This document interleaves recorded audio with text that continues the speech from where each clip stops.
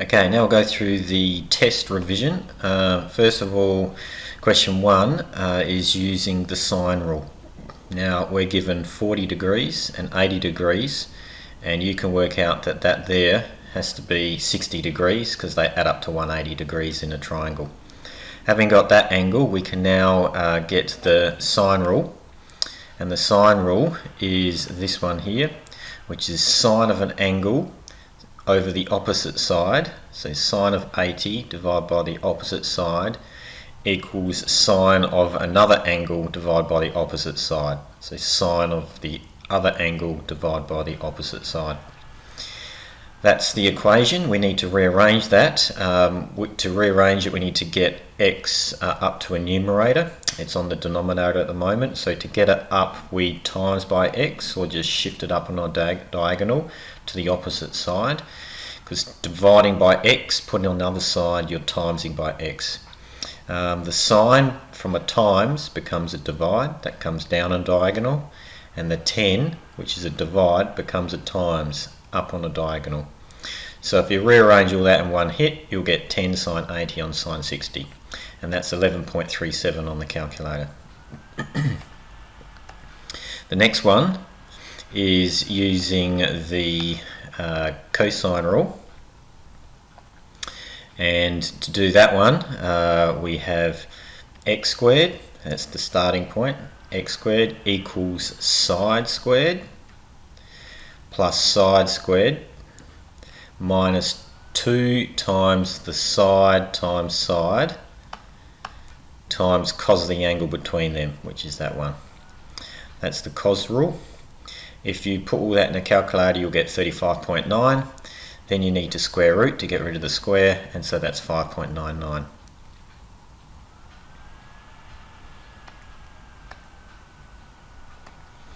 Question 2 is using the cos rule again, but this time we've got to rearrange to get the unknown angle. We always start off with the side opposite the angle in the cos rule, so it's 12 squared equals side squared plus side squared minus 2 times the side times the side times the cos of the angle between them. That's 144. That together is 106. All that together is 90. And now all we need to do is divide the 140, we'll take the 106 over to the other side and then divide by the minus 90. Then you put that in a calculator and you get minus 0.4, and then do shift cos to get theta, and you get 115 degrees. Got to be careful when you do shift cos that you're in degree mode, because we want to get degrees coming out of that. Now we go to part B. This is getting the angle also, but this is using the sine rule. We don't have enough information there to use the cosine rule because we don't know what that length is. So to do the sine, we say sine of the angle divided by the opposite side equals sine of the angle divided by the opposite side. So that's what that one there is. Rearranged, we just put the 10 up on the diagonal, and then you want to shift sine, do the inverse sine, you get 21.7. One thing you've got to be careful of is whenever you do shift sine, you've got to use 180 minus that as another possibility. So it's 158 is another possibility. That's that warning I wrote up on the board whenever you do inverse sine. The reason why they've got that warning is because you've got two angles for the sine. You've got one at 21 degrees and one at 158 degrees. Both will give the same sine value if you're restricted in the 0 to 180 degree domain.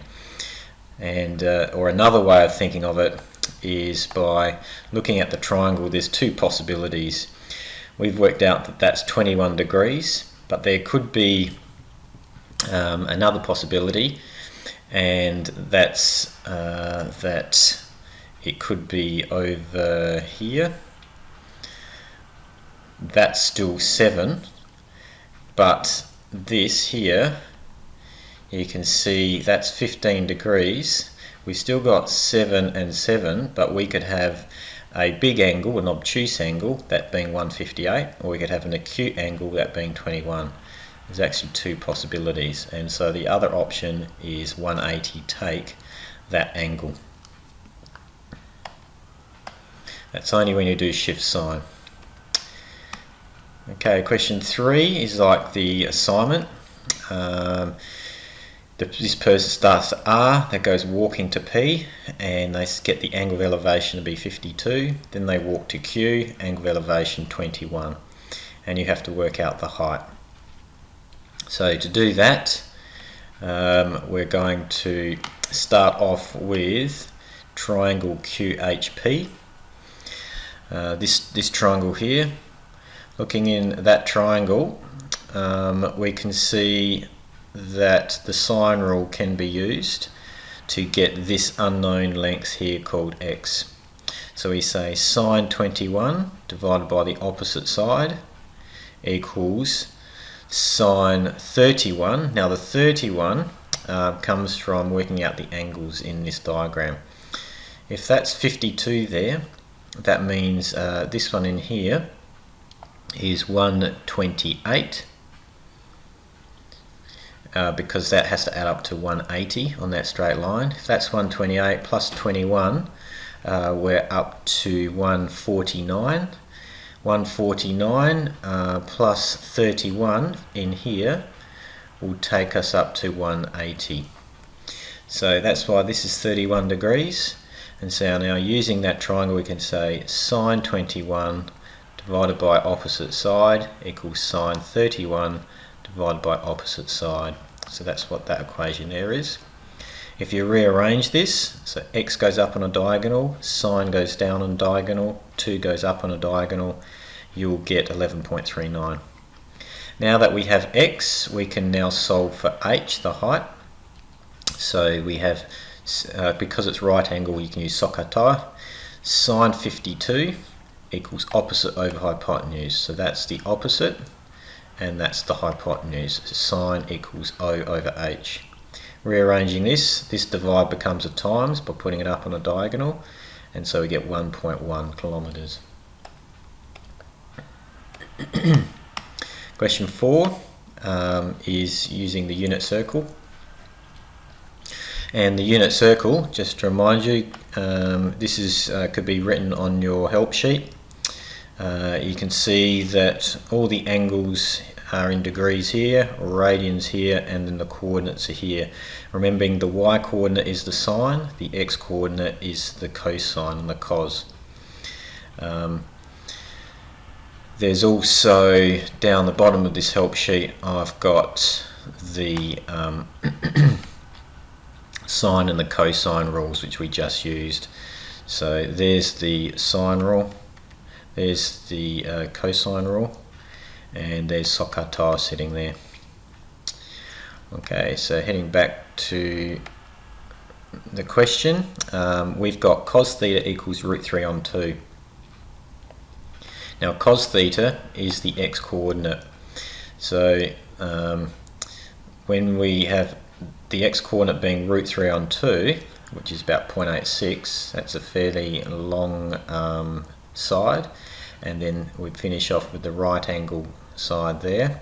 So this point here has a coordinate root 3 on 2, comma a half, if you looked up in your help sheet, and it corresponds to an angle of 30 degrees. This angle in here,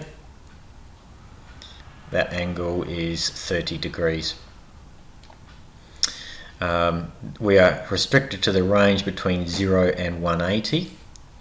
So we only have the one answer, because the other time when cos theta is root 3 on 2 is down here.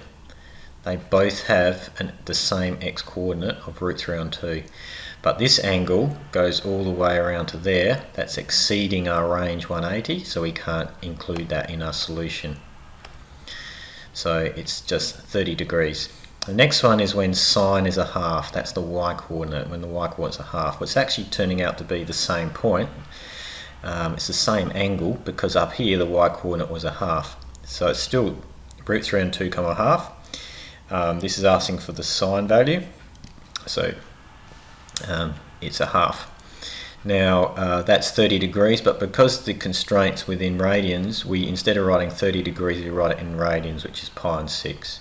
So you should see the conversion of getting degrees to radians in the help sheet. That's listed here. You could either get it straight from the diagram, where you've got 30 degrees as pi on 6, or you could do the conversion yourself using this top formula, where you have to get it radians in degrees, you times by 180 on pi. To do it the other way, you times by pi on 180. Okay, so we've got 30 degrees is pi on 6, but we've got another case that'll give a sine of a half. This one and this one both have the same y coordinate of a half. Now if that's pi on 6, this is 5 pi on 6. You can read that off your unit circle. And that's all you can do, because we can't go past pi. We can't go around another 360, etc. Part D is now a bigger domain. We're going all the way up to 3 pi.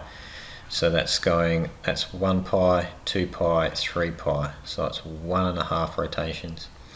Now we're saying the sine of this angle is equal to minus a half. Treat this as a single angle, then we'll get rid of the 2 later. If you treat that as a single angle, you just have to look up minus a half in the help sheet. And so minus a half y coordinate is down here or down here. The 2 places that give a minus a half y coordinate. If you look at the corresponding angles from the help sheet, you'll get 7 pi on 6 and 11 pi on 6. That's these 2 values. But of course we can add on a multiple of 2 pi. So for example, if you had this angle here, if we add on a multiple of 2 pi, then we can go around a full cycle and back again. Likewise this one here, if you started at this one and we measure anti-clockwise, so that angle is actually already around to there, add on another 2 pi, you go around to there. Okay, now we're going to add that in by just saying plus k2 pi to specify that we can keep going around.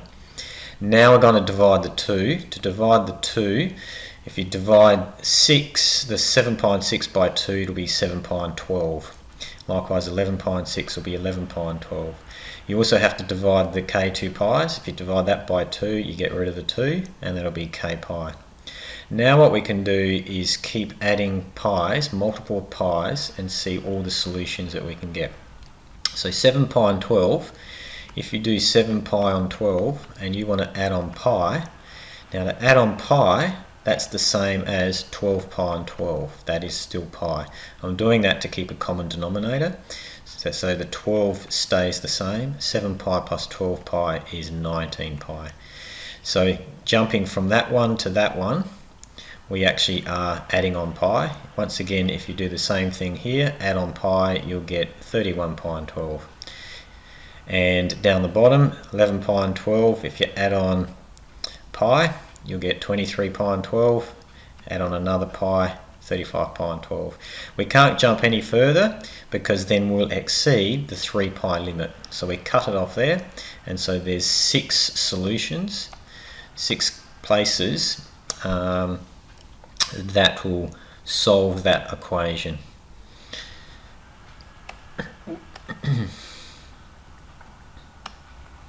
Question 5. If sine theta is a half, find tan theta. Before we find tan, we need to find cos. Notice also the constraint, we're going from 0 to pi. This one you use the identity. I'll just show you the identity in the help sheet. The identities are down the bottom here. So we have this one, we're going to use this. That's Pythagoras identity. And these are the other identities here. We'll see later in the test we'll be using this one here, sine of minus theta equals minus sine theta, and also cos of 90 take theta is sine theta. Also in this question going to use tan equals sine divided by cos.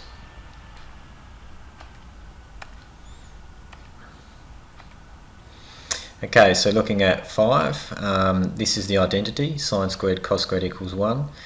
Now sine is a half, so sine squared is a half squared. Cos squared we don't know, we leave it as an unknown, 1 is 1. Now we take a half squared over the other side, so it's minus a half squared. Now half squared is a quarter, 1 take a quarter is 3/4. To get rid of the square, we square root, so cos theta equals plus or minus root 3/4. So that means we know that sine theta equals a half, because that's in the question. We know that cos theta equals plus or minus root 3 on root 4, but root 4 is 2, so we just call it root 3 on 2. So using these two values we can get tan, because tan is sine on cos, so it's sine divided by cos. So it's a half, that's the top one, divided by root 3 on 2, that's if we take the positive version, or a half divided by minus root 3 on 2 if we take the minus version. Now when you do half divided by root 3 on 2, it's like this, half divided by root 3 on 2. When you have a fraction divide a fraction, you invert multiply. So the bottom fraction gets flipped upside down, so it's 2 on root 3. The 2's cancel, giving 1 on root 3. So that's what we've got there, 1 on root 3, and you can do the same for this one and get minus 1 on root 3.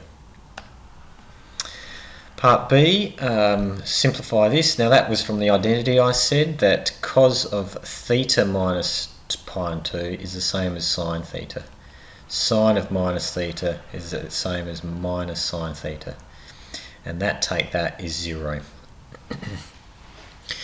These are the identities, which can easily be proved, but you've got your help sheet so you can just use them blindly. Part C, we have to sketch this function here. Now this is based, I'll go back to the help sheet, this is based on this general function, which is y equals a sine b x takes c plus d. A is the amplitude, b is determines the period, and the period is given by 2 pi on b. C affects the horizontal translation from the base sine curve, and D affects the vertical translation from the base sine curve. What I mean by the base sine curve is we start off with sine x, and if you start throwing in extra numbers, like if you put a number in front, then you'll change the amplitude of this base curve. So if you put in a 2 there, then you'll actually double the amplitude of it. If you put a B in, you change the period, put a C in, you move it sideways, put a D in, you move it vertically. So let's now see the question, and our question has a B, because that's in front of the X, and a C. Notice the C is actually wrapped in the angle, whereas if you go back and look at the D, it's outside the angle. So this is the B and that's the C. So first of all, do it in stages. Here's the base curve, the y equals sine x, which is the solid black line. Now to plot that, I've actually put in, see this is pi here, this is 2 pi, now, and this will be pi on 2, and this will be 3 pi on 2. Now the sine curve, we all know that sine of pi on 2 is 1, and sine of 0 is 0, so put a point there. Sine of pi is 0, and sine of 3 pi on 2 is minus 1. Sine of 2 pi is 0. We can get all of that from the unit circle, because the sine is the y coordinate. I just went around and said sine of 0 is 0, sine of pi on 2 is 1, sine of pi is 0, sine of 3 pi on 2 is minus 1, sine of 2 pi is 0. So joining all of those points up, we can get this base curve here. So that's that one there. That has a period of 2 pi. One cycle is completed within 2 pi radians. Now if we're going to plot the next one, which is with a 2 in the front of the x, that has the effect of halving the period. And the reason why is because the definition of the period is the period is equal to 2 pi divided by the b value, where the b is the number in front of the x. In this case it's 2, so 2 pi divided by 2 is equal to pi. So to get something with pi, period, then the full wave has to be completed at this point. And the way to do that is with this graph here. There is a complete wave completed by pi. You can see because of the symmetry, that means we had to pass through pi on 2 here, the halfway mark. And if you continue the wave on, we're actually going to get 2 waves in that 2 pi region constraint. Having now found the curve for the sine 2x, the pink one, we can now find the curve for when it's subtract pi on 2. Subtracting by pi on 2 means you've got to move the sine 2x curve to the right by pi on 2. So the pink gets moved to the right by pi on 2. So if we take several points on the pink curve, like take this crest, and we move that across pi on 2, pi on 2 is 3 divisions. So we go 1, 2, 3, we end up there. This trough here, if I move that across pi on 2, I'll end up to there. This point here, the rest position, move across pi on 2, this will get over to there. So if we now join all these points up, you'll see that we actually end up with this curve, and it actually is inverted. So moving a curve across pi on 2 actually inverts the curve. It actually changes it from a sine wave to a cosine wave, which agrees, by the way, with our identity. If I go back to the help sheet, we can see that down the bottom there, this is another proof of the identity.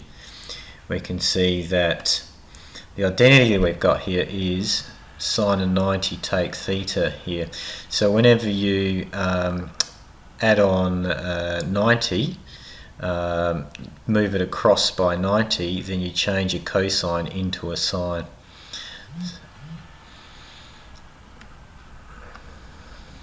Okay, so back to the question. We now looking at the dashed line, the long dashed line, because that is what this curve represents, this one here. Then we can answer the question below, which is what's the period? Now the period is pi because one cycle is finished there in pi. The amplitude is 1. This is the maximum displacement from the rest position. The x-intercepts, where it cuts the x-axis, so it's 0. We've got pi on 2, pi, 3 pi on 2, and 2 pi. Part 3, if the function represents temperature fluctuating, then what proportion is the temperature, what proportion of time is the temperature above its mean value? Well, if we look at the mean value, which is this line here, the rest position, we can see that the curve in question is above the mean temperature during these times, that one and that one. That actually is a full wave. That's half a wave plus half a wave. And the time it's below is also a full wave, there and there. So it's 50% above, 50% below. And that's what is written here, 50%. And the last question is a graphics calculator question. We have temperature inside and outside a building. The temperature outside has a mean value of 23 and inside a mean value of 24, so it's hotter inside the building. Now part A, if the difference between the two mean temperatures is D, explain why D equals 1, D for difference. Well, the mean values are 23 and 24, so that's why D, being the difference, is 24 take 23, which is 1. Part B, use technology to determine when the two temperatures are the same and determine if it is the same as the solution to this equation. So we're going to first of all work out when the two temperatures are the same in the graphics calculator. So we need to enter these two equations into there. So here's the graphics. We go up to y1 and we enter the first one, which is 3 sine pi on 12. So we go sine of left bracket and we put in second pi divide 12, and then another left bracket. Instead of t we use x as the variable, minus 6, close the bracket again because that's the whole angle, and then we add 23, which is outside the angle. Drop down and enter the temperature inside, so that's going to be 5 sine pi on 12 left bracket, x takes 6, close bracket, plus 24. Now we want to sketch these. To sketch this we need to get the right window. Make sure we're in radians because we got pi sitting there, so click on mode and it is locked on radians there. Also check the window. We want to go up to 24 because that's the range they give us, so x max is 24. The y values, because the mean is 23, 24, and the amplitude you can see is 3 and 5, so we want to be in the amplitude 5, so we want to be 5 degrees above the mean and 5 degrees below. So if we go from say 20 to 30 as the range in y values, then we should cover everything. Now we can press graph.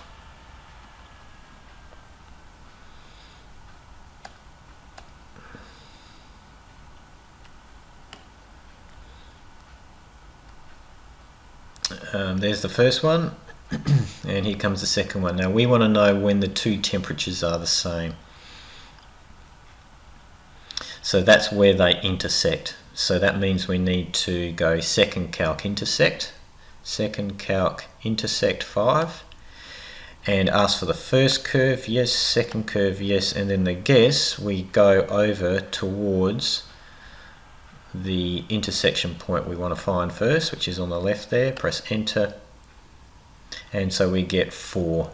So when it's 4 hours it's 21.5 degrees both inside and outside, and we can see that's been written down here. We have 4 hours is 1, and the other one, if you do that second calc intersect again and go to the right, you'll get 20 hours. So we have solved that, but we need to answer the second part, which is, do we get the same solution if we solve this equation? Sine pi on 12, t takes 6 equals minus a half. So to try that out, we'll just go back to y equals, and we can switch that one off by unhighlighting it, and we'll put in the third equation, which is sine pi divided by 12 left bracket x takes 6 close bracket, and that has to equal minus a half. So we're going to put in y4, we're going to put in minus 0.5, and so that'll be a straight line and will intersect, and where it intersects, that's when they're equaling each other. So this time we're not ranging from 20 to 30. This is, notice the number out the front of sine is 1, so the amplitude's 1. Also there's no plus number, so actually the mean value is 0. So we need to change the window not from 20 to 30, but we want to go from minus 1 to 1. And then if we press graph, then that's that function, and here comes the minus a half coming through intersecting it, and we're going to do the intersection of these two lines. So second calc intersect, which is 5, and first curve, second curve, and the guess, just head over to the left, press enter, and we get 4 again. X value is 4, and if you did the intersection on the right, you'd get 20. So coming back here, this agrees. Solving that equation there is exactly the same as finding the intersection between those two. So we can say yes, getting 4 and 20 either way. Then part C, it says, well, what if the difference instead of being 1 is half a degree? What would be the new times? So you just repeat that and you'll get 5.03 and 18.97, and you'll find that that's exactly the same as solving this. And then we can come up with a conjecture. When it's 1 degree Celsius, you can see the 1 is there. When it's 0.5 degrees Celsius, it's 0.5 there.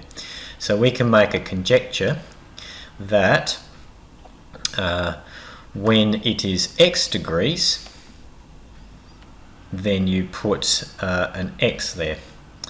Now that's the conjecture, looking at just the trend or the pattern, and then D, it asks us to prove that conjecture. Now to prove it, it is here. Well, first of all, we got to work out when the two temperatures are the same, so we subtract them and try and make them 0. So that's the inside temperature, that's the outside temperature. If we subtract them, notice I've actually extracted the 24 and the 23 out. That minus goes in with the 23, so it's 24 take 23, and I've put that over there. And we've got the 5 sign take the 3 sign. Now because we want to do this in general format, instead of 24 take 3, it would be x, because x is the difference between the two means. So instead of using that, we're going to use that. So that it's in general format. So in general, the difference between the two temperatures is given by this equation. Now, when the temperatures are the same, we can make this 0, right? When Ti equals T outside. And so 5 take 3 is 2. Notice I've taken the 5 and the 3 has been taken out as a common factor because that and that is common. So if we take sine out as a common factor, we'll be left with 5 take 3, which is 2. Now to get the x by itself, we're going to subtract x, here plus x, so we subtract x and then divide by 2. So there is our final equation, which is what we actually guessed that it would be using the conjecture concept.